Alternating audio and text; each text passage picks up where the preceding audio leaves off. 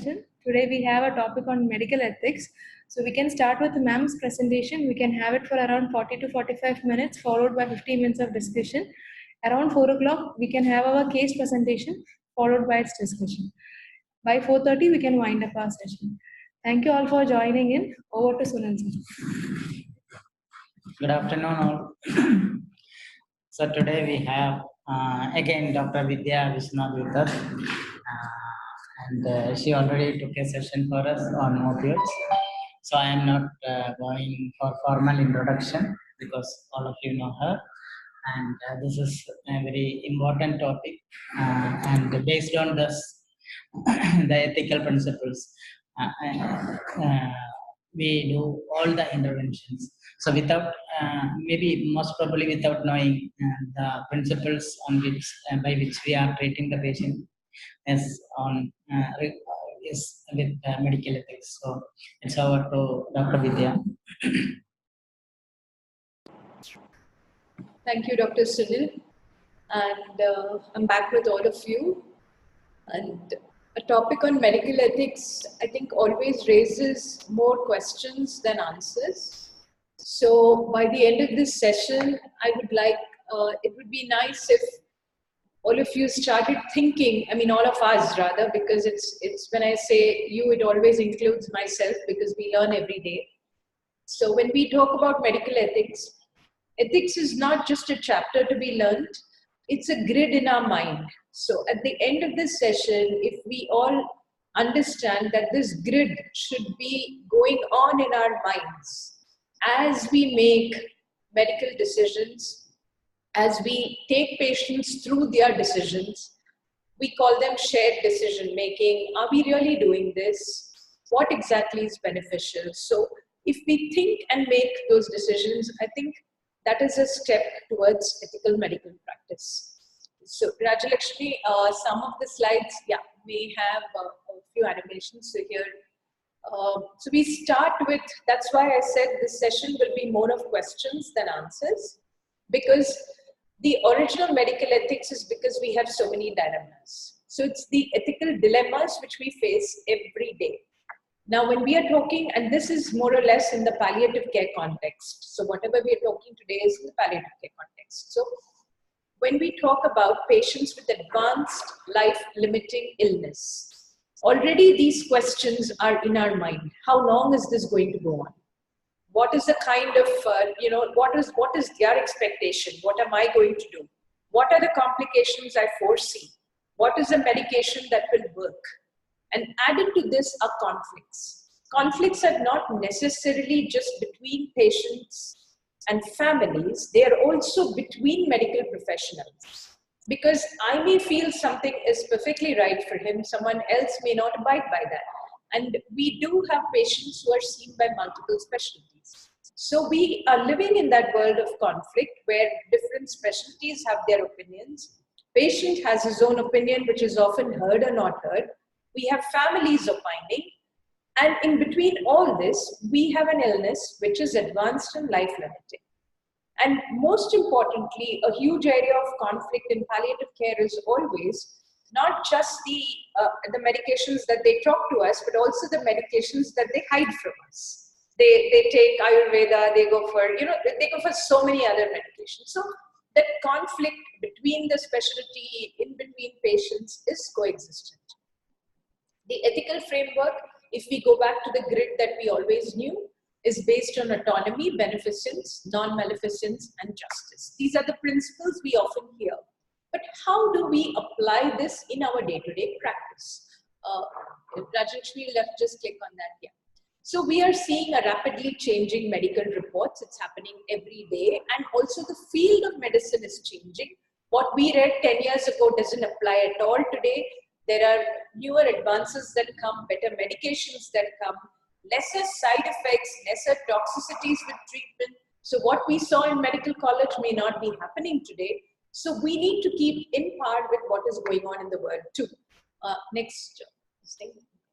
And we have a polarized medical legal environment. Many of the doctors, if you ask them, do you want your own family to be in the ICU towards the end, when you know that he has advanced life-limiting illness, will say no. But Are they able to do the same for their patient? Difficult, because our medical legal environment is so polarized. We don't know when the relative is even going to raise their hand and hit us. So we live in that kind of a world. Next clip, Rajesh. And everyone wants a longer life. However much we know that this disease is advanced, it's life-limiting, we've spoken to the family, but that is something that never goes away, because finally we are all human. Next slide. And communication conundrums. I think this is the crux of all our ethical dilemmas, because many times we think, but we are never able to express that to the patient. The patient is thinking something we don't know. Our colleagues are thinking something else, but we do not really communicate between ourselves. Next slide, please. So this is how a regular trajectory is, especially in our life-limiting illnesses. Right when the patient comes to us early, next click, please. The first thing that we all want to do is we want to contain the disease. We are looking at best interest. We are all fighting. All these words are always there. As the disease progresses, we now have to make decisions, because do we continue what we are doing? Do we have to switch treatment modality? What are we doing? How are we doing? How can we do this better? And that starts the conflict. Then the patient wants to tell you, do you think I should see another doctor? Should I get another opinion? And slowly the conflict begins to start. The next, and then finally, when we are coming towards decline, if we have not communicated, and even if we have communicated, there will be a time when we will have to deal with futile care and talk to them about what futility is, what in that situation, what is considered futile. So these are the transitions that we see right from early diagnosis to death and bereavement. Next slide, please. So when we talk of these medical principles, what do we mean by autonomy? It means self-determination. In literally is what I'm saying. Beneficence is one has to do good. Non-maleficence is do no harm or minimize the harm. Justice is fair use of available resources. Next slide, please. So let's go with the case scenario. We have this 50-year-old woman who has come into our clinic.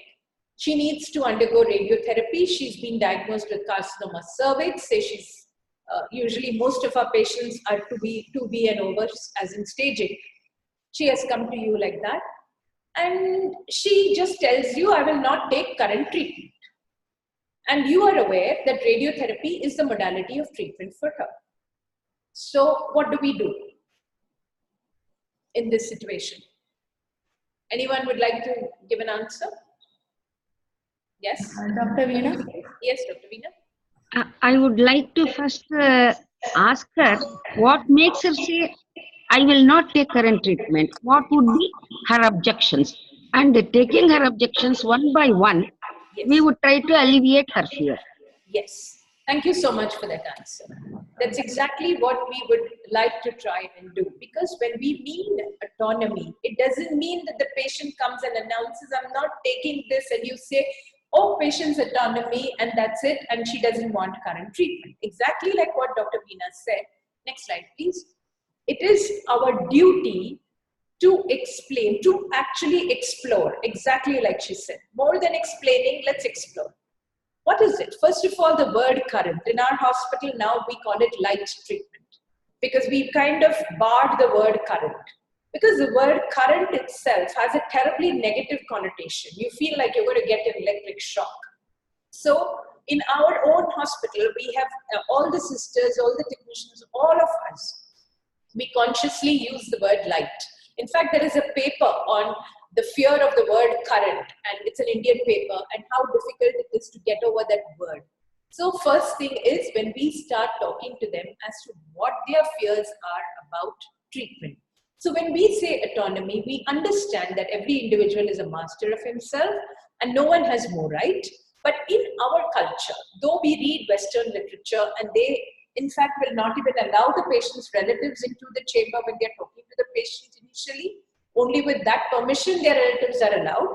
Whereas in our OPDs, most of the time it's the relatives who are with us and the patient is sitting outside. So we need to strike that balance. We have to understand that when we are practicing in our country, we have to respect collective autonomy, because I can't just tell them, I need only the patient, all of you stand outside. They will just decide to take the patient and go away. Next slide, please. So autonomy means best interest. And what do we mean by best interest? It's not just what the patient says, but we need to balance it with beneficence. So just like how Dr. Veena mentioned, we start exploring. We start asking her why. Then she says, oh, my neighbor had current and it was very painful. And then someone died taking the current. This happened. So then we start by telling her the views of the world. Then explaining to her about her disease, about how it responds, what is the clinical evidence that we have to support. And another thing is, when patients come to us, if they are feeling relatively well, they just tell us, I don't want this treatment. But it never crosses their mind that that is not how they are going to be forever. Once the disease progresses, things are going to get worse. And when things get worse, then at that point in time, if they come to us and then they demand treatment, it may not be possible. So this is one thing which I have always found helpful when patients come and say that I don't want this treatment, I'm not going to take any treatment. We say, fine, we respect that, we explain everything to them. But we also like to tell them that how you are today may not be the way you will be tomorrow, or maybe 1 month down the line, because symptoms will increase, your disease is not under control. And at that point in time, if you come and tell us, now give me whatever treatment that you want, I'm willing to take, it may not be possible for us to treat you, because then your general condition would have declined, your stage would have increased, the modality would have changed, that may not work anymore. So when they come to us, they never understand. They just feel that we are going to remain this way forever. So this little bit of, explaining to them that this could be a scenario, I'm never going to let go of you, I will give you symptom control, but these things may happen. And that really helps them taking a more informed decision. Next slide, please. So when we talk of autonomy, it means it's a partnership. So that's why today we use the word which is called as principled autonomy. So when we say principled autonomy, it means what we keep talking about, shared decision making. It means one needs to involve the family, one needs to involve the patient and the doctors who are with you. You may be in palliative care, but you might want an opinion from radiation oncology. You might want it from medical oncology. If you're treating renal failure, your nephrologist and you would want to be hand in hand along with the patient and family. So that's why what we mean by autonomy is principled autonomy. It means a partnership. It means that the patient has understood what you want to do, not just on paper, but actually understood. And one must always remember that just like how you consider yourself to be the expert in your field or in relation to the clinical evaluation, the patient is also an expert in relation to the impact of the illness on their life and family. So these are the choices that we need to make in a shared partnership. Next slide, please. The special concerns. Now, when we talk of autonomy, there are some areas where we might have to reconsider or we might have to do better things. And that helps when there is cognitive impairment, when there is depression. So if you have a patient who's cognitively impaired, if you have a patient in severe clinical depression, these are times where you might have to rely on a surrogate decision maker. So it always helps right in the beginning to mark this surrogate decision maker. When we talk to the patient, we can ask them, who is the person closest to you who will take a decision for you? There's something that needs to be documented. And another area is in children. Like we know that children will not be able to give their own consent. So that is where we need parental clearance. So these are areas of special concern when we talk of autonomy. You could even have a blood transfusion if the child is Jewish or if the community doesn't allow it. Even if the child wants it, it's a patient's decision. So these will be areas, these are the contextual factors which one must take into account. Next slide, please. So in our decision-making grid, we always think of a 4-box model. This is something that's very, very helpful. And if we have this grid running behind our minds, it can be very beneficial. So when you're talking to your patient, just like how you're synchronously assessing the symptoms, you're trying to make sense of the symptoms that they have and trying to put it into boxes. Say, okay, this is nociceptive pain, this is neuropathic pain, this is something. So as you're doing that, if you also have this 4-box model running in your head, okay, so what is the prognosis? What do you think I'm going to offer? What does the patient want? What is the family preference? What are they trying to tell us? What is the trade-off for this patient? If there was a young girl who came to us the other day, she had relapsed after her entire AML treatment. And she had consciously decided that she's not going to go back and take a second chance at treatment. Though a lot of people had told her. In fact, 4 of her old oncologists plus 2 of our own oncologists sat down with her, drew up the chart, told her the risk, the benefit, the burden, everything. But she was very clear, and I met her too after that. So she was very clear. She said, I want to die as a student. I do not want to die as a patient. I do not want to go through this treatment again. I have gone through the entire thing for the last 1.5 years. And I know that the chances of me surviving are just about 10%. And I'm not willing to give up my exams and do this for this. She was emphatically clear. So, and she managed to give her exam. She finished her exam. She was really bad. She died with us last week. But even then she said, I'm glad I took this decision. So you have to respect certain decisions that patients take. But it went through multiple levels of explanations and documentation and everything before she had constituted. And she was very clear. She knew everything that had happened because she had undergone treatment for 1.5 years. So there are certain things called trade-offs, what their hopes. Some of you may be surprised, but losing hair is a big thing for certain women. So they keep asking us, will this chemotherapy cause this? So try to tell them that yes, your hair will come back after this. Can help them. Otherwise, they might just drop off from treatment because they don't want to lose hair. Along with that come the contextual factors.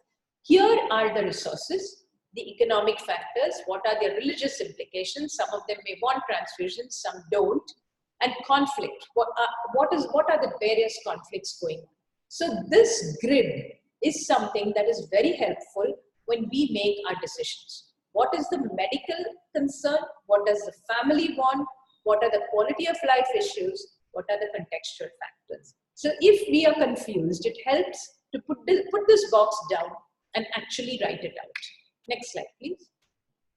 So now we have this lady, she's 40 years old with advanced pancreatic cancer. So she was taking gemcitabine weekly chemotherapy for a long time. She took it for almost 18 weeks, she took her cycles. And then she suddenly started having an increased bilirubin, her general condition started coming down. When they repeated the scans, they told her that your disease is progressing. We would not like to give you any further chemotherapy. And this is a very common scenario in our setup. She comes to me because she's been seeing me right from the beginning for pain. So she comes and says, how can you stop the only medicine that I have? So she says chemotherapy is the only medicine that she had. So she says, how can you stop it now? So would anyone like to take a chance as how you would want to answer this? So is there anyone who would like to just think about how you would like to deal with this situation? Dr. Srividya? Yeah, maybe, yeah, good afternoon. Maybe we can just explain to the patient and talk to her and tell her that what chemotherapy has done to her and explain to her the progression of the disease also.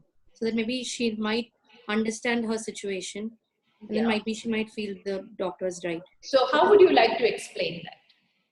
Yeah, so we can actually just try with me. Come, I'm your patient. Okay. Okay, so I'm coming and telling you, how can you stop chemotherapy? The doctors saw my scan, they said it's nice, and now they're saying no chemotherapy, and I don't understand what is going on.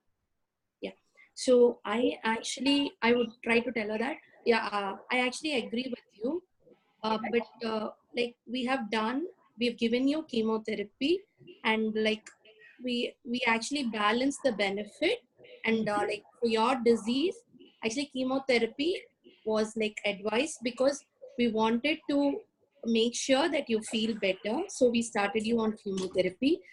But after you've undergone this chemotherapy, we have realized that there are certain side effects of chemotherapy, which is like actually going beyond what we expected. So at this point of time, even since your disease is progressing, so we would like to tell you that even if we stop the chemotherapy, like it won't it won't actually do anything to the disease, but it will help you from the toxicity which you're undergoing. So that's how I would explain. That's very nicely done. And here I have found two words which we use, which I would request you to be a little cautious when you use. One is from childhood we've had progress reports, right? What have they always told us? They've always told us things are going well. Well, so, and we keep saying your tumor has progressed. And this is not making, I'm not making this up, but they actually come and say that we are progressing with that glee in their eyes, and that's when we have to tell them that I'm sorry, but your progression means your disease is growing. So it has a very, so maybe I don't know why we still use that word disease progression which has such a negative connotation in oncology. But, and when you look at it from a layperson's point of view, a progress report is always progress. It's always something that I'm getting better. So, yes, it helps to tell the patient, this is what I was coming to. Next slide, please. Rajalakshmi, next slide, please. Yeah, exactly like what Sri Vidya told us, it's the benefit risk. So, that is why it helps at the start of chemotherapy. That's why in pancreatic, most of our patients, we start on day one. In fact, we see them even before diagnosis. So when we start with the medication, it gives us a long period of time. That's the beauty of early palliative care. It gives us that time to tell them, yes, chemotherapy is going to help your disease, to keep your disease under control. It is going to help your quality of life, because very honestly, clinical evidence with gemcitabine is for quality of life, not for longevity. So it is for quality of life. So when we tell them it's going to keep your disease under control and we will be giving you this. And another very, very important thing here is if we tell them, just because we stop chemotherapy today doesn't mean your disease is going to spread tomorrow. That becomes their biggest worry. You have stopped the medication today, but what if my disease increases? So just like what Sri Vidya did, we have to explore their concerns. Ask her, what is troubling you? Do you think that, and if she says, you're not giving me the treatment, my disease will come back. Then we have to tell her then the benefit, the risk, and how the disease is not going to come back, how the medicine, that's another very, very important point, that when we are giving you this, now your toxicity is going to be more.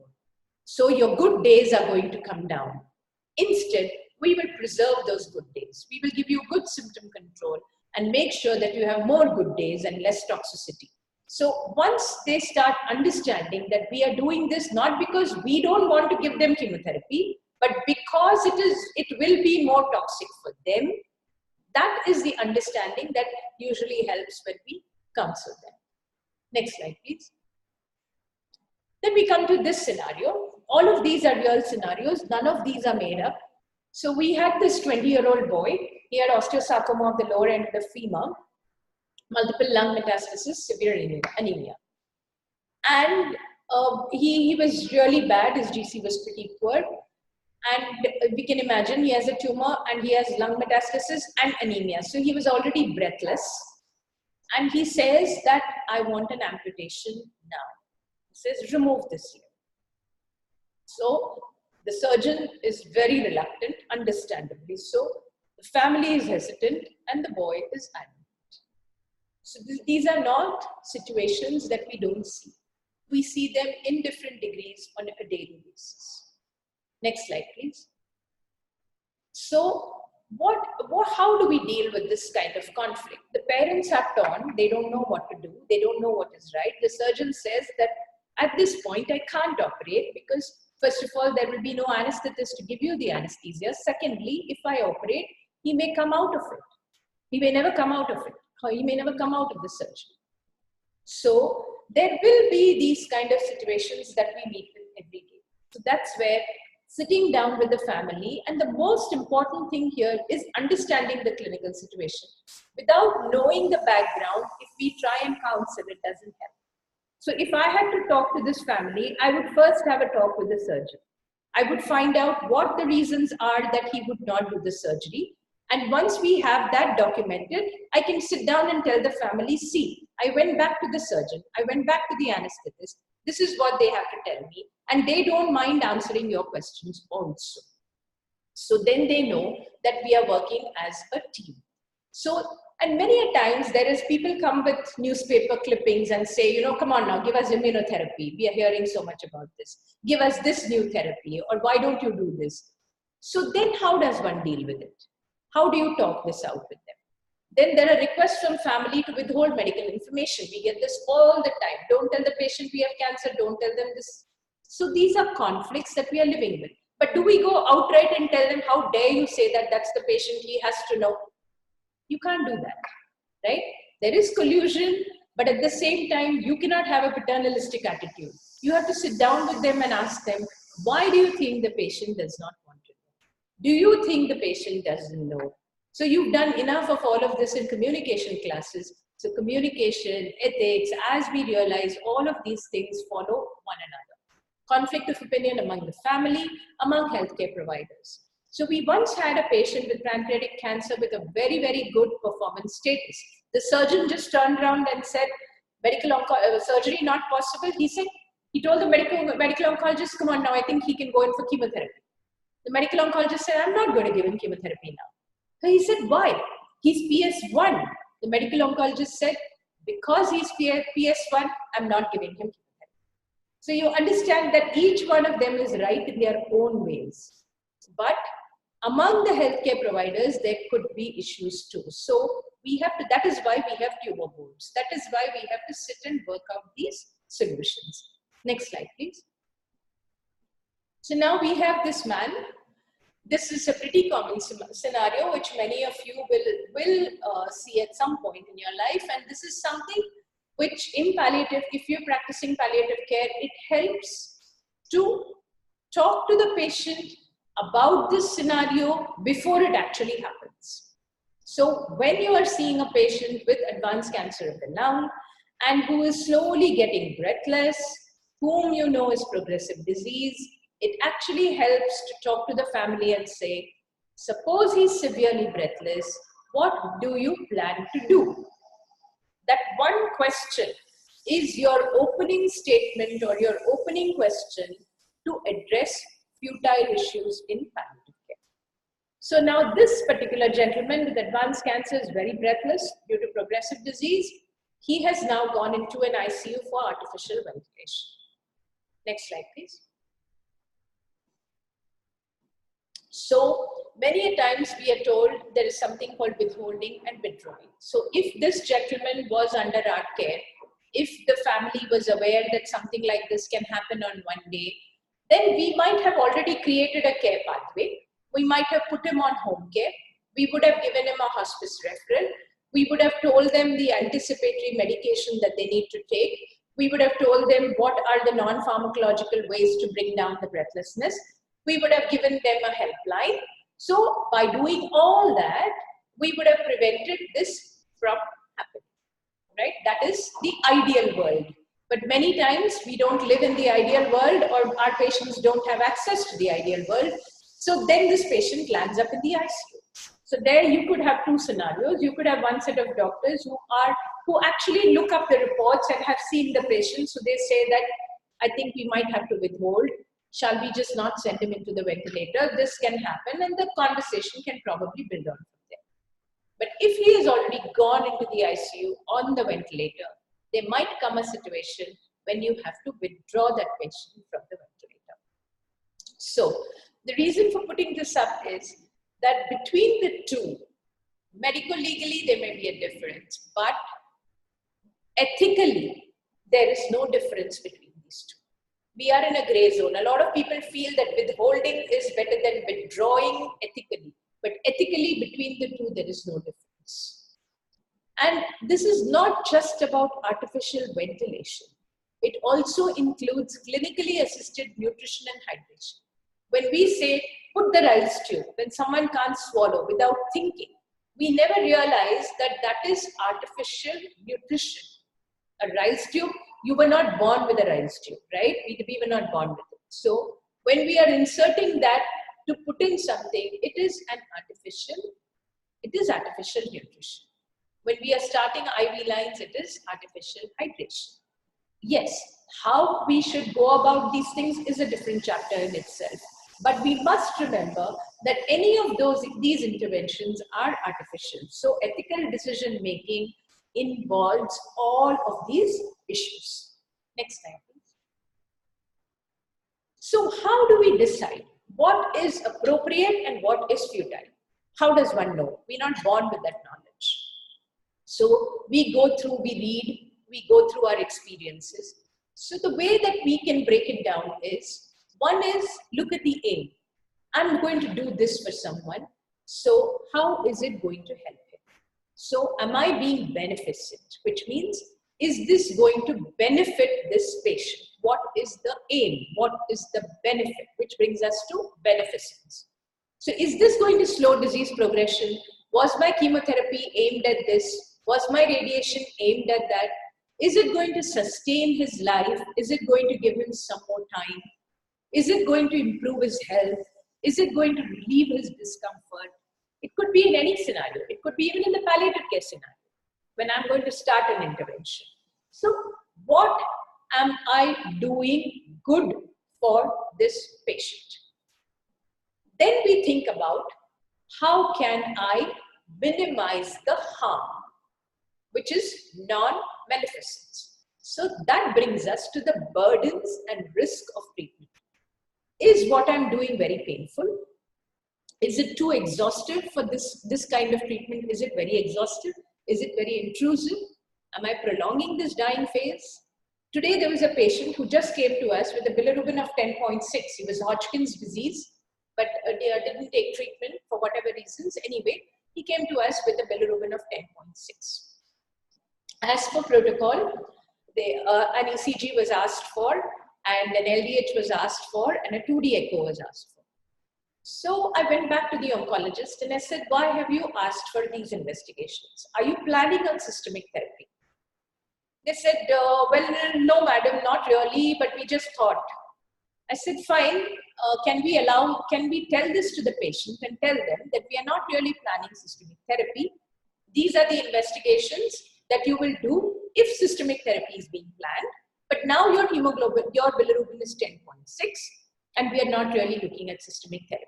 So is it okay to tell him that he can take a rethink on these investigations and not do it if he doesn't want to? Immediately they said yes. So when even if you just say it's only a blood collection, it is still painful. A 2D echo, an ECG is an exhaustive process for a 69-year-old who has a bilirubin of 10.6. So it could be even putting in a needle. Today there was a lady who came really sick. For documentation's sake, you could have done her labs and done an ultrasound. But then we spoke to the family and told him that by doing that, we are only going to document those reports. We are not going to use that reports to do something better for her. So can we avoid the reports? We will still continue our treatment. So whenever we investigate, make sure that if you want to investigate, there should be some intervention that you will take based on that investigation. If you're not going to change your intervention, why investigate? So doing harm or is a burden, the risk of treatment is something that should go on in your mind. And then what is appropriate? You also have to balance the needs of those involved in using health resources. Patients will come and tell you, I have access to insurance, put me in the ICU. There is no question of cost. That is a very common scenario. But are we doing right? Next, what is the realistic goal of that patient? What are their hopes? And what is the biological ability to benefit from that treatment? For this, one needs to understand the treatment. One needs to go back to the physician or the primary physician and discuss this, and go back to the patient and ask them what they expect. Next slide, please. So when we talk of futile care, it means we are using medical interventions in terms of efforts and resources which have little or no clinical outcomes. So you need to know what is futile care. One has to go step by step. It has to concur with the goals. You have to communicate well. It has to be part of that decision making, and it has to be a proper integrated effort. Next slide, please. Which then brings us, so autonomy, what helps the patient is beneficence, what we shouldn't be doing is non-maleficence, and then we come to justice. One of the things that we always look at is what we call as distributive justice. Now, if we admit that patient who has the resources into that ICU, maybe we are depriving that ICU bed for someone who really needs it. Somebody comes with a snake bite, somebody comes with an MI where we have, and we don't have that bed for that patient. So there's something called as distributive justice. Whatever resource that we have, are we using it well? This also applies to family resources. That is why, as part of our history taking, we always ask the family, are you in debt? Are you taking a loan for this treatment? When the goal of this treatment is not curative and the loans are extensive, we immediately bring it to the notice of the treating physicians, because that also is distributive justice. That money can be utilized for the family after the patient is gone, when we know that the patient is not going to survive the disease. Next slide, please. Along with these four major principles, today we also include dignity, truthfulness and honesty, and informed consent and truth-telling also into ethical principles that we need to follow. When we talk of dignity, all of a sudden, today, this person was Mrs. X, leading this kind of a life. The minute the person dies, it becomes a body. Suddenly, you don't refer to her as Mrs. X. It suddenly becomes a body. Suddenly, the person sitting in front of you is a patient who has her own role in life. So now, when we talk, we are slowly shifting from what we call as patienthood to personhood. Who is this person? What is it that they like to do? What are their hobbies? What brings them happiness? This is all the questions that you ask when you deal with spiritual issues also. So trying to preserve dignity therapy, these are all making roadways in palliative care also. So the attitude, the way we behave, our compassion, the way we talk to them can help preserve that personhood instead of considering everyone as a case or a patient. Truthfulness and honesty, yes, it's very important. Gentle truth-telling, you must have done a lot of that in communication. Informed consent and truth-telling. Many a times, the patient doesn't know the language in which your consent is written. Many a times, it's just a fingerprint. Half the time, you don't know what they have understood after signing that consent form. These are not ethical medical practices. Next slide, please. So, should I have obtained written informed consent before giving someone morphine? How many of you think yes or no? Do you think it's necessary when you give someone morphine? Do you need a written consent or an informed consent? If it is a yes, can you raise your hands? Then why is it not a yes? So what is the name of that consent? Which you already have, because of which you don't need to take an informed consent. Anyone? All right, Raj Lakshmi. This is what we call as, for other medications, for all of this, when we take consent, we call this an implied consent. Next, Raj Lakshmi. So an implied consent is implied for ordinary procedures. So just when you are talking to your patient, you're giving them a trial of some medication. When you're putting in an IV line, you're giving her some fluids, you're giving her all of that. Those are what we call as implied consents. So morphine definitely comes under the implied consent gambit. You don't have to take a special consent to give anyone morphine. Next slide, please. So after ensuring that the potential subject has understood the information, freely given informed consent, preferably in writing, Otherwise, you must document and witness it. So yes, we have a lot of rules for informed consent. How much we do in our practice is something we need to introspect. Next slide, please. Another core element in ethical decision making is that you might have had this extraordinarily beautiful conversation with your patient. But then you were so caught up in talking to your patient, and then your patient left, you saw your next patient, that you never documented it. And then you suddenly have this, it could be a litigation, it could be anything, or it could be another family member who came to meet you. And then you're frantically looking, oh my God, I did have this conversation before. Where is it? It's not documented. So remember, whenever you communicate, please document, and document whatever you communicate, both ways. Because if you haven't documented what you've communicated, it just didn't exist. So communication and documentation is very, very important. Next slide, please. Then this brings us to what we call as a principle of double effect. So let's just go through the definition carefully first. A single act, meaning what we do, which can have two possible foreseen effects. You're doing something for your patient. You're doing it in his or her best interest. It can have two foreseen effects, one good and the other harmful. This is not always morally prohibited if the harmful effect is not intended. So instead of taking up an example from purely palliative care, I'll take it from, say, a chemotherapy sequence. This patient is receiving curative treatment for, say, a leukemia. You are giving him a particular drug. That is your act. You're giving him the medication, which is your act. Now that medication has the power to cure that leukemia. That chemotherapy has the power to cure that disease. But it is also a toxic drug. It can cause severe bone marrow aplasia, which is what happens in many of our cytotoxic chemotherapy regimens. So your goal is to treat the patient, to do the best, to cure the cancer.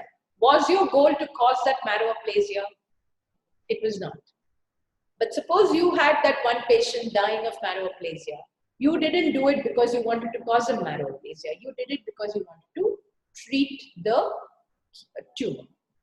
So when you say double effect, it means that this particular treatment can lead to something negative, but the reason I'm giving this is not because I want that, but the reason I'm giving it is because I want this patient to get better.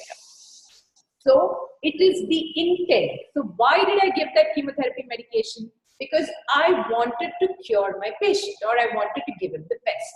So next slide, please. So in the principle of double effect, it is the intent of treatment which is important.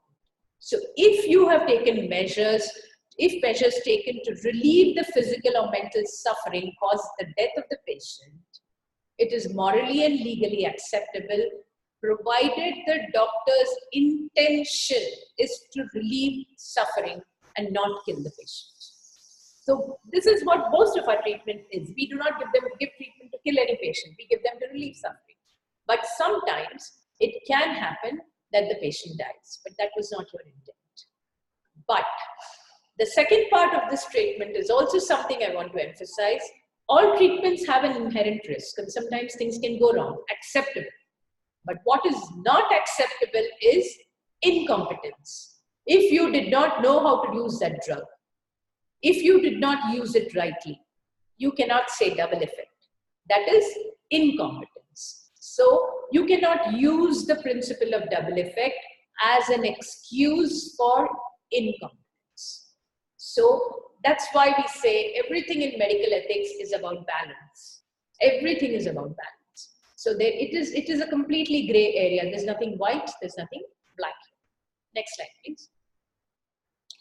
So when we actually sum up the kind of ethical decision-making considerations that we have to do, we always have to balance between autonomy and beneficence. That means the patient's right and what the patient wants, shared decision-making and doing good. shared decision making, but also not doing harm just because the patient demands. It is my right, give me this medicine, when you know it is not legitimately accepted. You cannot give that. So autonomy and non-maleficence, non-abandonment and non-maleficence.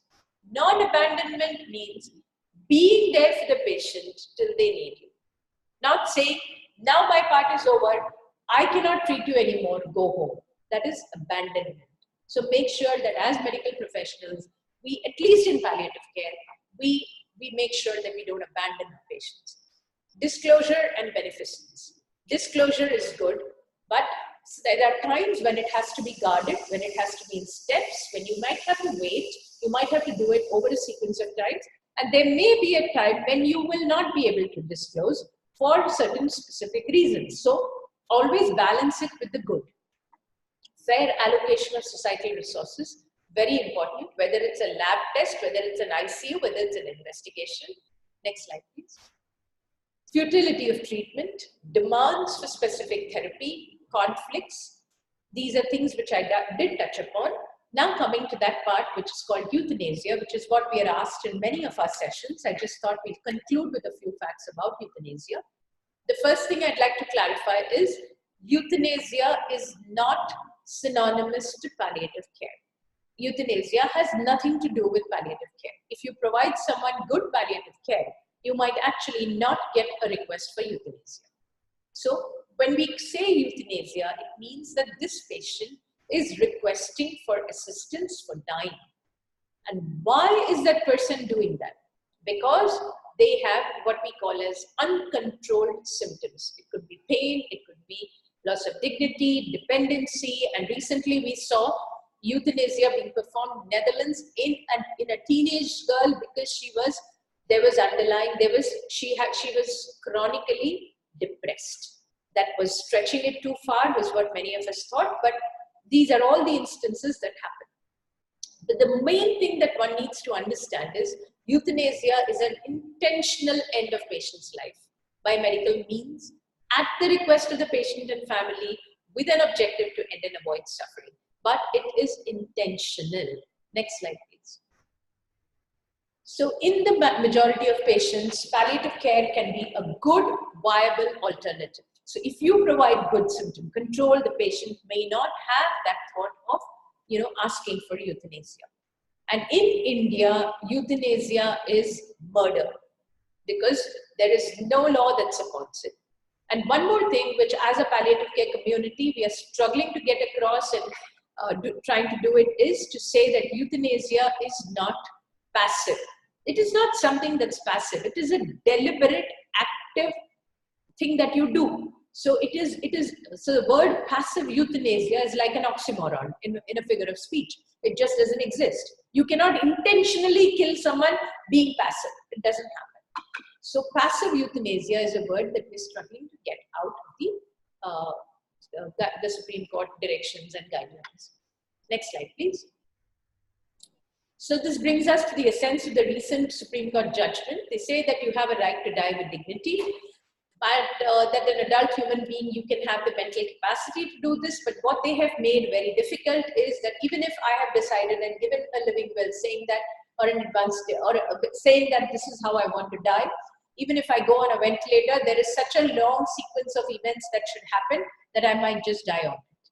So we're trying to kind of simplify that process. Next slide, please. So the purpose of an advanced medical directive is to express the choice of a person regarding medical treatment in an event when he loses capacity to take a decision. And if I cannot take this decision, it's also my duty to mark my surrogate, or to say that this person will be my surrogate decision maker. Next slide, please. So which brings us to the end, which says that we live with critical decisions. We make them every day. What we have with us are the facts, some of which are accurate, some of which are very valid, some of which are reliable, some which may not be. We have to work within our framework of ethics, where we have to remember that we have to support patient decisions. We have to allow them to make their decisions, but they have to be principled and informed. we have to do good to the patient. We shouldn't be doing harm. And we also have to look at the justice. It's a long call, but that's something which we have to think with every decision that we make. And as if this wasn't enough, we have plenty of societal pressures, we have economic constraints, and we do not have a great legal system in hand. At the end of all this is what we actually do. So this is the whole sequence with which every decision that we make follows. Next slide, please. I think this is my most important slide because every class on ethics that you attend gives you some more information. And some of our biggest teachers who have enlightened us have been Dr. M.R. Rajgopal, Dr. Naveen Salins, and Dr. Vasudevan, from whom a lot of these slides have been taken. So I really acknowledge all of them, along with all our patients and caregivers who teach us something every day. So thank you very much for that long patient hearing. Dr. Sunil, over to you. Thank you, Vidya. I think we can take questions now before moving on to anything.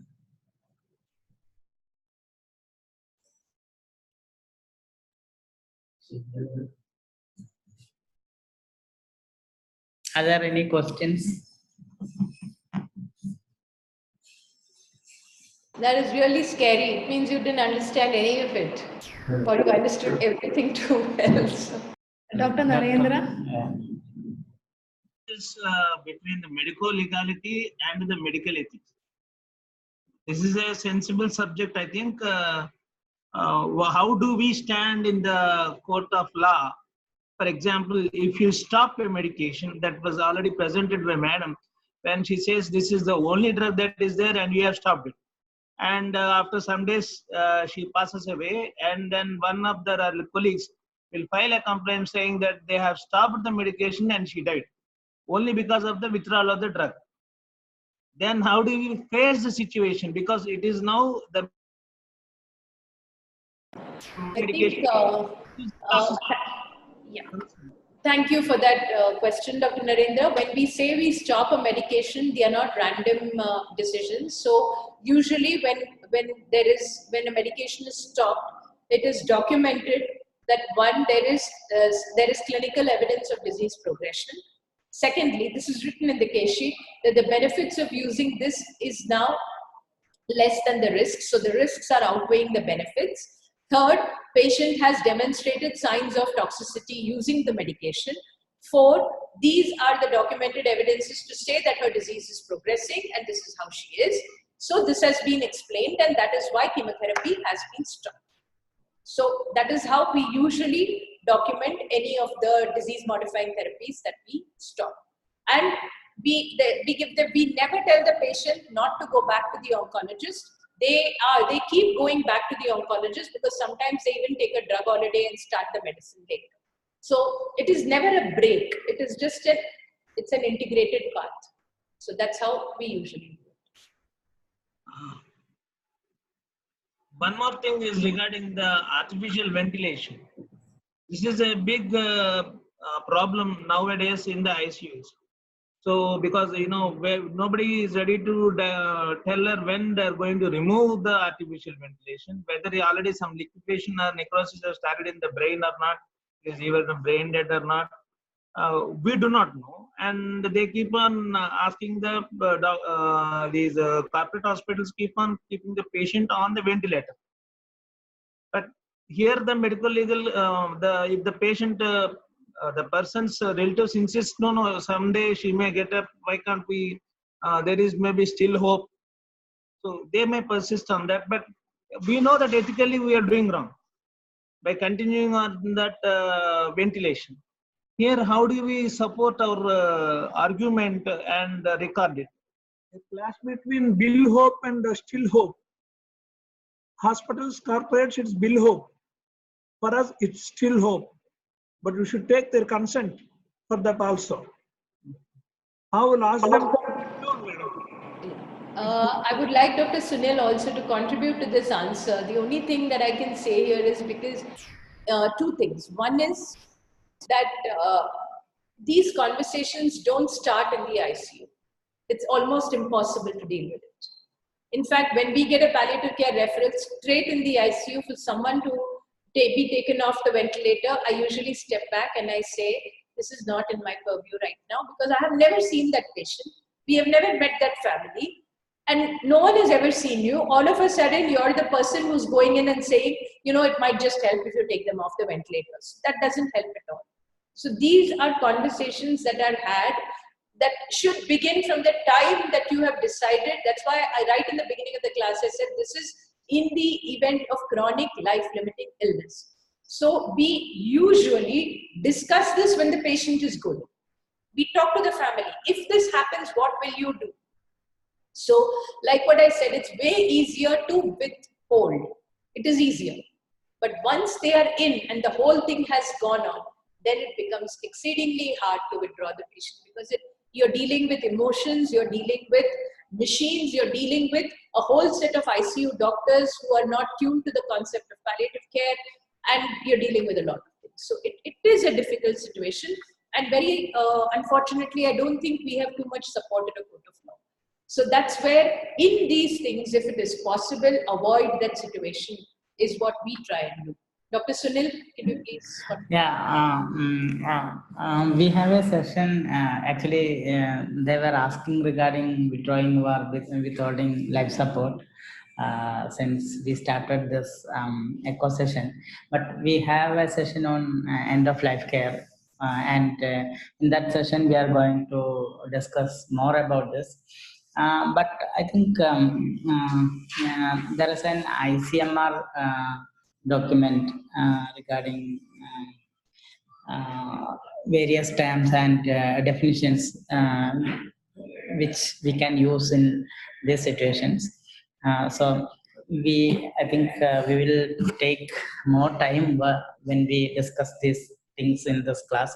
So we will postpone that for that session on end of life care.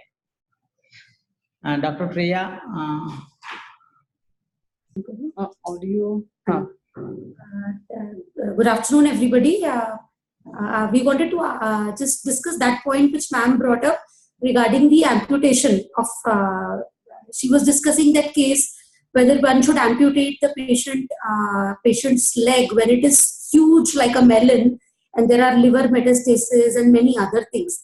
So as a surgeon, we very commonly see some really neglected patients also, and other patients also who actually present with metastasis and all these things.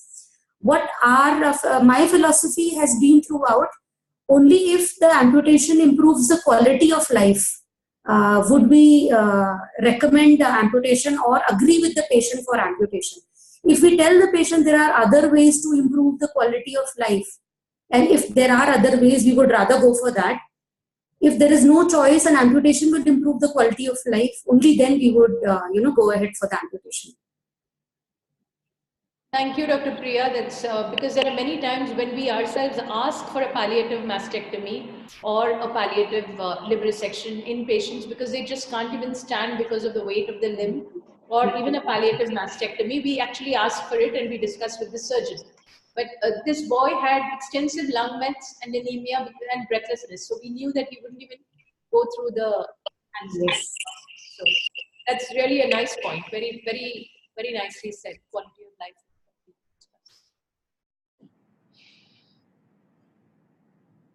Anybody else? Dr. Narendra? Yeah, as a surgeon, I would give an axillary block and do a amputation. That is a very easy part on my part. I would definitely go ahead. I have done many tumor reduction surgeries also under local and nerve blocks, giving a small amount of ketamine and some thing I can easily do it. That's on my part, if I am the surgeon, but not under general anesthesia. No.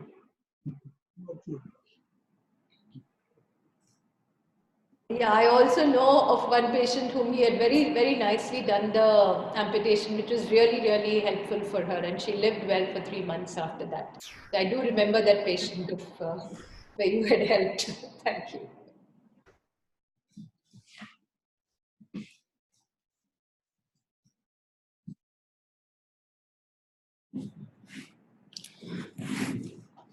So thank you, Dr. Vidya. And in this session, we discussed about basic ethical principles, which includes autonomy, uh, that is the patient's right to decide about their own treatment. And we have to consider beneficence and non-maleficence together. That is, when we do any treatment, whether it is going to do any good for the patient or is it going to produce more harm for the patient. We have to weigh the balance, and if the treatment is having more good or it's beneficial to the patient, then we should proceed with it. And if it is producing more harm, then uh, we need not proceed with the treatment. And justice is actually, in the justice there are many types of justice. One is fair allocation of resources, and there is legal justice. So we have to obey the rules and regulations in the country. And there is another justice called right-based justice. Patients have certain rights which we have to respect.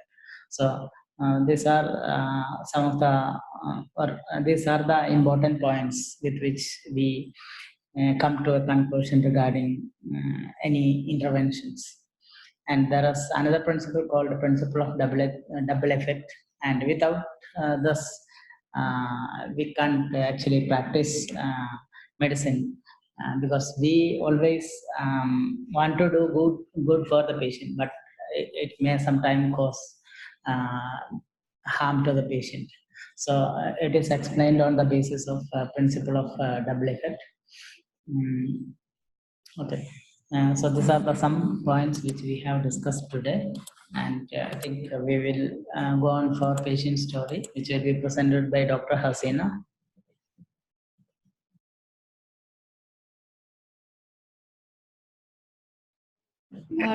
Hello. Yes, doctor.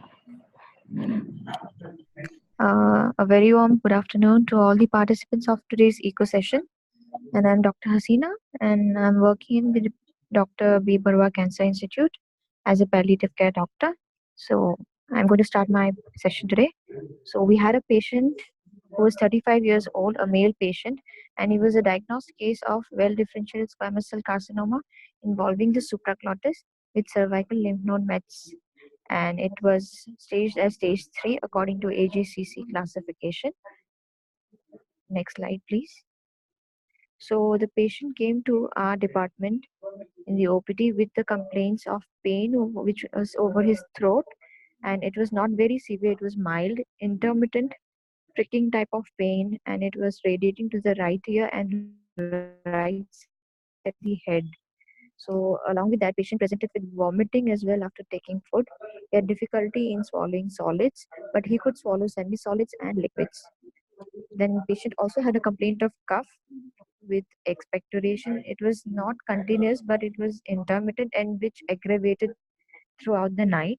And he came in a wheelchair and presented with severe weakness and loss of weight and also decreased appetite. Next slide, please. So when we asked about the medical history, the patient was neither diabetic nor he was hypertensive. And coming to the personal history, he did not give any history of any tobacco use, whether it was in smokeless form or in smoked form. And there were no such relevant history regarding his family. There was no person who was smoking. And now coming to the history of the illness. So patient had developed a discomfort in his throat, and this was 4 to 5 months back. So there was a severe discomfort over his throat, like something was changing over his throat, like a fish bone or something, which caused some irritation over his throat. And gradually the discomfort started to increase day by day, and this resulted in difficulty in swallowing. So whenever he used to swallow anything, there was some kind of difficulty as something was changing on his throat. And on investigation, some investigations were done like routine blood test, and after blood test, the patient was found to be anemic. So for that, blood transfusion had to be done. So after blood transfusion, some investigative procedures such as biopsy was done, and it confirmed to be cancer, which was well differentiated squamous cell carcinoma, and the combined clinical pathologic studies confirmed the diagnosis to be of stage 3 type of disease. So it was stage 3 disease, and it was staged as E3N1B M0. Next slide, please. Yeah. So the patient was referred to the regional cancer center. So because in Northeast, the regional cancer center over Assam is the V. Barua Cancer Institute. So here it was diagnosed as cancer of the supraglottis. And on further visits, the patient was found to develop severe respiratory distress. And for this, an emergency tracheostomy was done under GA. And then further treatments involved extended beam radiation therapy, which was given to a total dose of 30 gray and over 10 fractions. So patient was quite satisfied with the treatment, but 2 to 3 months later, it was said that the disease residual tumor was still there and it was gradually increasing in size, which created a sort of depression and a feeling of lowness in the patient. So the doctor said that no further treatment could be possible at this moment. No further radiation was supposed to be given. And even from medical oncology, it was said that the patient couldn't be given any kind of either palliative chemotherapy or interventional chemotherapy because of poor GC. And moreover, there would not be any good response to chemotherapy because the lesion had already increased in size. That means it was a progressive disease. Next slide.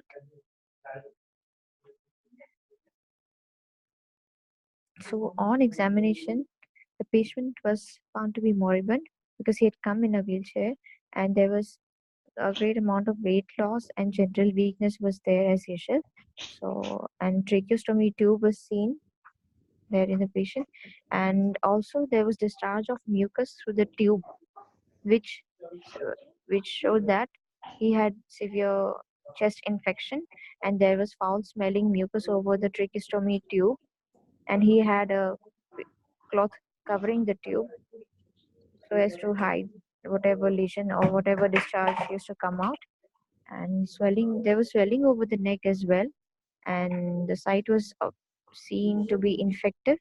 So as there was severe inflammation over his throat involving the supraglottis and the sausage organs over there, the patient developed hoarseness over a period of time and post-radiation effect. Mostly it was due to post-radiation effect because of edematous changes. He developed hoarseness and voice loss was there. So this was of great concern to the patient. He was quite depressed because he couldn't express his feelings. Because it is only through the voice that someone can express his or her feelings. And this loss of voice created a very severe kind of depression in the patient.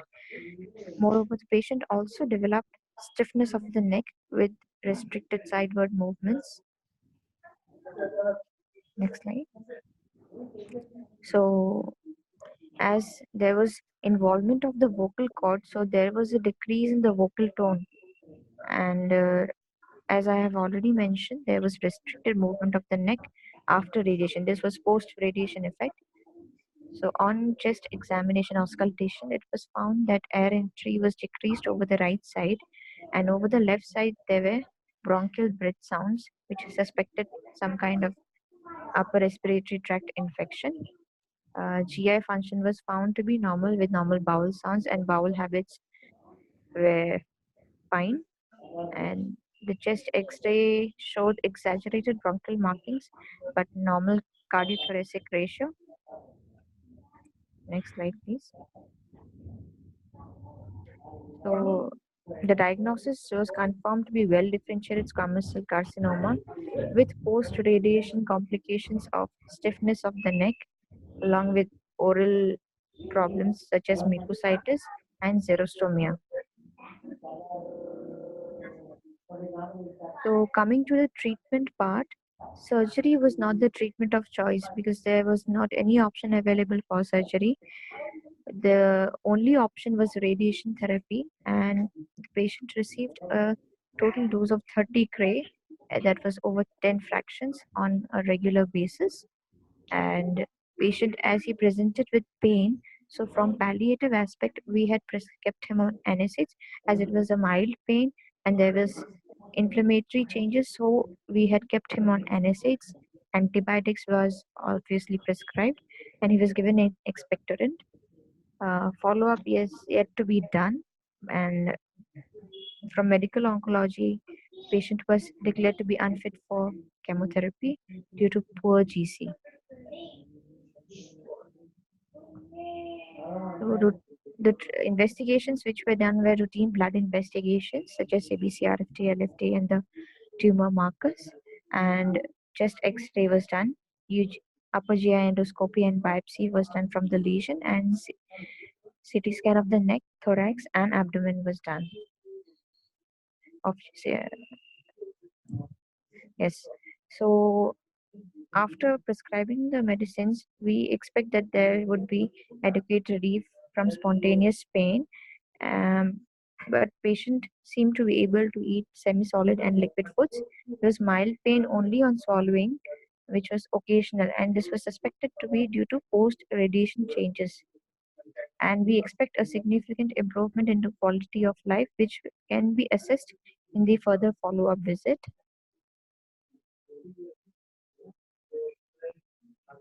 Yes, coming to the psychological aspect, which is of great importance in palliative practice. So, patient had no adverse habit, like nothing. He didn't consume any drugs, like any tobacco or anything, and gutka, bidi, cigarette, or anything. So, this made him feel depressed. That why was he the sufferer, in spite of having no adverse habits? So, this created a sense of loss of faith in God as to how he could suffer from such a detrimental disease even after not consuming such things. And then, moreover, eating, as we know, that eating, drinking, swallowing are the basic functions of the day to day life activities, and these were compromised in the individual, and this were made worse with the side effects of radiation therapy. And most importantly, his speech was disturbed, which was a side effect of the radiation. But this also could not be avoided because it was a part of the treatment protocol. So with the expectation that the disease would be resolved, radiation was given, but the side effects were also there, and patient was quite depressed as he had difficulty expressing his feelings. As I have already mentioned, that voice is the most important thing to express our feelings. It is only through speech that we can express our feelings. And in this patient, he had lost his voice. So this created a sense of loss and isolation in him. There was financial issue as well, and this created a serious burden over the family because he was the only sole bread earner of the family. He had his wife, he had two children, and he was in a mental state that if he died, what would happen to his family and his children? Who would look after him? So this was a great thing which created some sort of mental depression in him. So our psychologist, and she had counseled the family members, and they were enlightened about the early detection of cancer through proper investigation processes. Patient's financial status was very poor, which led to the delayed diagnosis and treatment procedures. As the patient was the sole breeder of the family, it created a sense of helplessness and fear in the patient with the thought of what would be the future of his children and wife after he passed away. So the medications which were given were analgesics, antibiotics, and expectorant. And morphine or any other opioid was not given because the pain score was less. It was not a severe kind of pain, it was a mild pain. So the main concerns from palliative point of view was mostly pain, the side effects which was related to radiation such as mucositis and xerostomia, and due to destruction of the papillae of the tongue there was decreased taste sensation, which would take over 6 months to get recovered. Then recurrence of disease was the most important concern because even after radiation was done, there was a residual tumor. Residual tumor was still there, and then this decreased oral intake due to difficulty in swallowing solids, which resulted in a malnourished state and cachexia, and also led to a compromise in the general well-being of the patient as a whole. So quality of life was compromised in all aspects, from physical, psychological, social, as well as emotional point of view, and the patient was unable to lead a stable or healthy life, both physically and mentally. Physically, because he was not cured of the disease even after radiation, and this in turn affected him psychologically. So there is a link between the two. Both physical health and psychological health are both interrelated. And psychologically, it affected him as he knew the outcome of the disease. So coming to the summary, this 35-year-old patient who was diagnosed with a well-differentiated squamous cell carcinoma of the supraglottis with post-radiation complications had undergone radiation therapy which failed as there was recurrence. Pain was not very severe, for which only NSAIDs were prescribed along with antibiotics, and patient has been kept for follow-up, and palliative care is now the only option as chemotherapy has been deferred due to poor GC. So the discussion points may be like, in the absence of radiation, would drugs have been effective, and if so, which kind of drugs? So in this case, I don't think that we could have avoided radiation because it is an important part of the treatment process. And if one knew the outcome or the prognosis of the disease was poor, could RT have been avoided? Initially, nobody would think or would have thought that the prognosis of the disease was poor. It was only after radiation that it could be decided that there was no response to radiation and chemotherapy was now the option. So this couldn't be avoided. And if oral feeding is impossible, if orally the patient could not have been fed, so nasogastric tube or PEG feeding an acceptable proposition in palliative care. As the patient is able to, my point of view is, as the patient is now able to take semi-solids or liquids, there is no point of any nasogastric or RT feeding, because through RT feeding it will only be the liquid diet. So as of now the patient is able to take semi-solids and liquids. So on further follow-up visits, if the patient develops any such symptoms, we may keep him on RT feeding. Considering the side effects of radiotherapy such as mucositis and xerostomia, why is oral health care in palliation not given much importance? This is a very important point, and I basically am from dental background, but I've been practicing palliative care since 1 year. But oral health is quite compromised in patients undergoing radiation therapy. So my point is, before and after radiation, we should keep the oral health in good condition. So prior to radiation, we can ask the patient to use mouthwash, mouth rinse, gargles, and post radiation as well.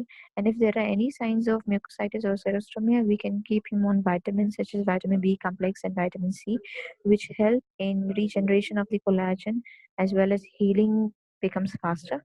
And if there is any kind of dryness or xerostomia, we can keep him on artificial saliva.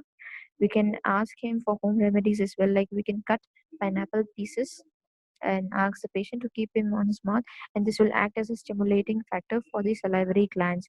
We can also ask paraffin wax, which is not used as of now, but sugar candies or any other candies or chocolates can be used, chewing gums can be used for allowing the salivary glands to get stimulated. So these all can be done in cases of mucositis and xerostomia.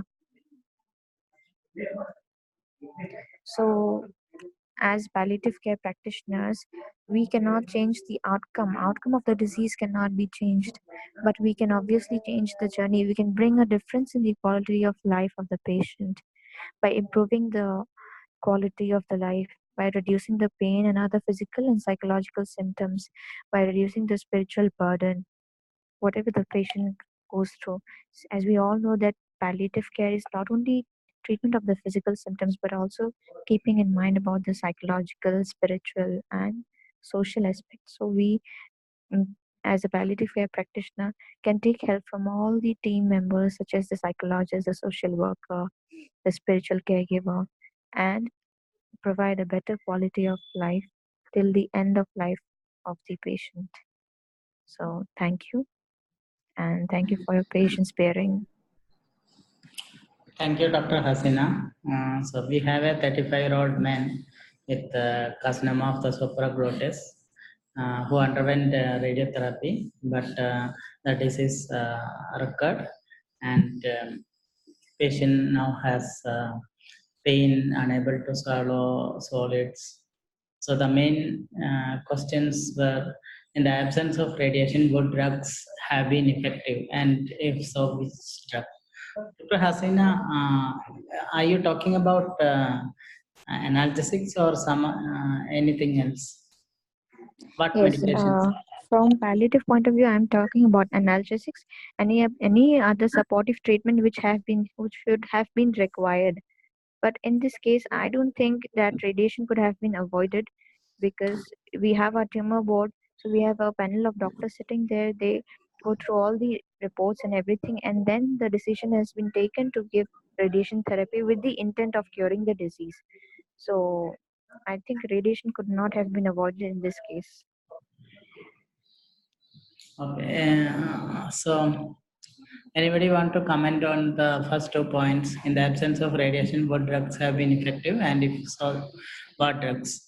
And if one knew the outcome or prognosis of the disease was poor, could RT have been avoided?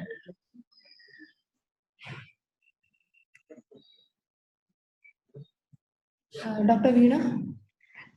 Previously also we discussed one more case wherein the radiotherapy's effects on the oral mucosa was discussed, and we went on to discuss in detail about the dryness of the mouth and all that. Because these seem to be too frequent, I'm not a dental surgeon anyway, can we not think of something other than RT? I think RT could have been postponed if the prognosis was known to be poor, and drugs can be tried first, I feel. Drugs, like again the same analgesic step,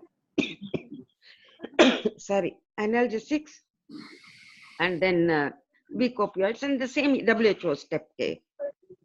Thank you.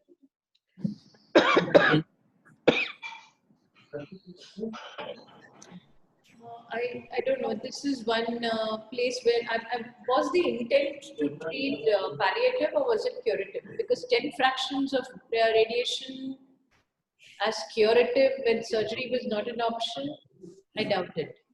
So the goal of care would have been decided. And so that was one thing. Second, I think he had this time with you thanks to the radiation. Because if it was not given, he could not have swallowed, he could not have eaten, he was quite miserable when he came, from what you described. That is one more point. Another thing is, why don't we start the interventions for mucositis early? That is what is early integration. So, if we don't wait till we have severe mucositis and we start these measures early, it actually is very helpful. So when we start talking to the family early, doing these interventions for the mucositis early, it can be very beneficial. Another point that you mentioned all the time, I mean, because you presented it really nicely, and I could see that a lot of your angst was because the patient wasn't talking. And you kept blaming the radiation, but he also had a tracheostomy, right? So when your patient had a tracheostomy, it was going to be difficult for him to talk. So it was not just the radiation, but it was also the fact that he had a tracheostomy, which made talking difficult for the patient. So was that also a contributory factor because he couldn't speak in your patient? Yes, Dr. Vidya. Yes, correct. In tracheostomy also compromised his voice. So this point needs to be added. Oh, don't be so harsh, because I think the thing is, if we could, and I noticed in your interventions, you said NSAIDs, you said pain medication. Did you actively intervene for the mucositis? Did you give them the mouthwashes? Did you give them the mouth paint? Did you start a little early? I mean, that's not. It's not like not like did you do it? What I meant to say was that actually can be helpful because it is a side effect we have to deal with. Because of mucositis, we can't say no to radiation because it has proven benefit. But Yes. can we intervene early? Is a thought. No, as the patient was referred post radiation therapy, so intervention was done at a later time. Yes, we had kept him on mouthwashes and we had given him vitamins and like B complex and vitamin C as well. And this was his only chance at treatment. So Yeah. thank you. Dr. Hasina, I think we've after my presentation, it was almost the same on the same lines that I presented as well. I'm also I practice dentistry, and following that, I think a lot about we did discuss a lot about how mucositis could be dealt with, and the Pallium Foundation has also sent us enough reports and studies which have done. If you look through that, you can take a printout of that and it will help you to deal with the mucositis and xerostomia which we encounter. Sure. Thank you. Sure, ma'am. That will be of great help in our practice as well. And I, being a dental practitioner, have been practicing palliative care, so it will be of great help. We will definitely take this into practice. Okay, so we will move on to the next problem. If oral feeding is impossible, is nasogastric or PEG feeding an acceptable proposition in palliative care? Anybody? I think last time we were told that it is allowed. I mean, it is okay to give a PEG feeding. Okay. Vidya? I think again, prognostication is an important factor, and asking the patient if he's hungry is also an important question. Now, suppose our goal is we are going to give him more treatment and he needs the nutrition, and at that time, with the mucositis, he's not even able to swallow. Yes, definitely. Put in a nasogastric tube, build up the nutrition, let that mouth clear, and then you can plan. If you're thinking of these interventions when you're prognosticating towards end of life, then we have to again take a step back and think.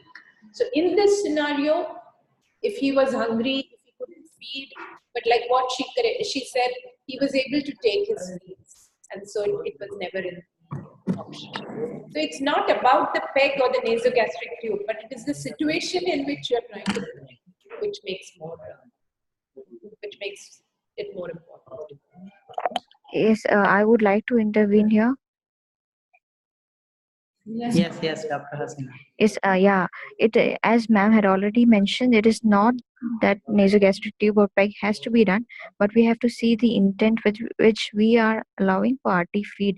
So in this patient, as he was already able to take solids, semi-solids and liquids, so there was no intent of keeping another tube into the nostril and allowing him for feeding with a feeding tube. So we can avoid these kind of things in such patients. Definitely, it was a very well thought of decision.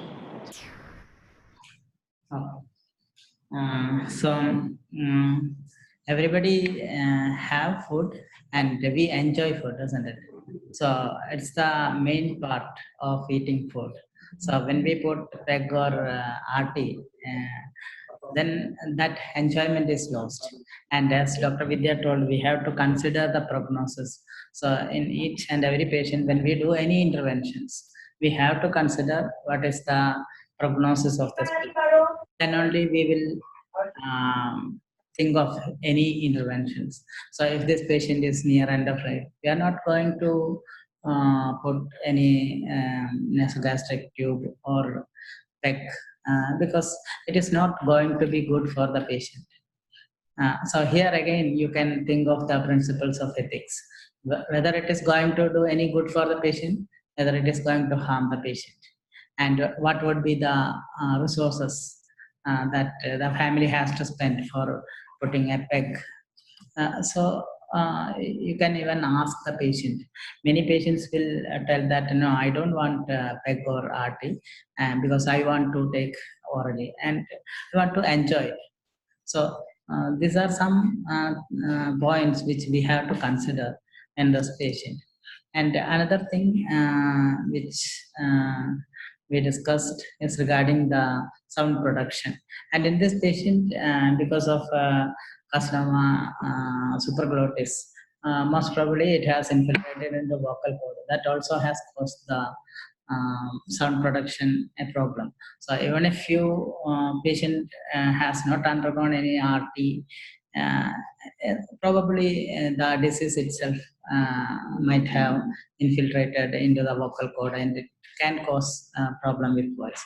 So there are not only the radiation, the disease itself, the tracheostomy, all those has been contributed to the sound production. Are there anything else to be added in this discussion? I think there are a lot of other problems for this patient: psychological, social, financial, spiritual problems. All those has to be addressed in this patient. So you can see it's a young patient, and most probably his children are very young, maybe less than 10 years old. So it is very important for us to consider their future also, and how to manage the wife and his children.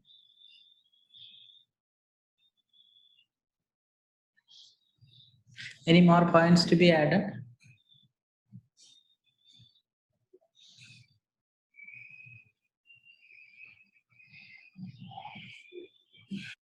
Yeah. Dr. Vidya, are there any points to be added?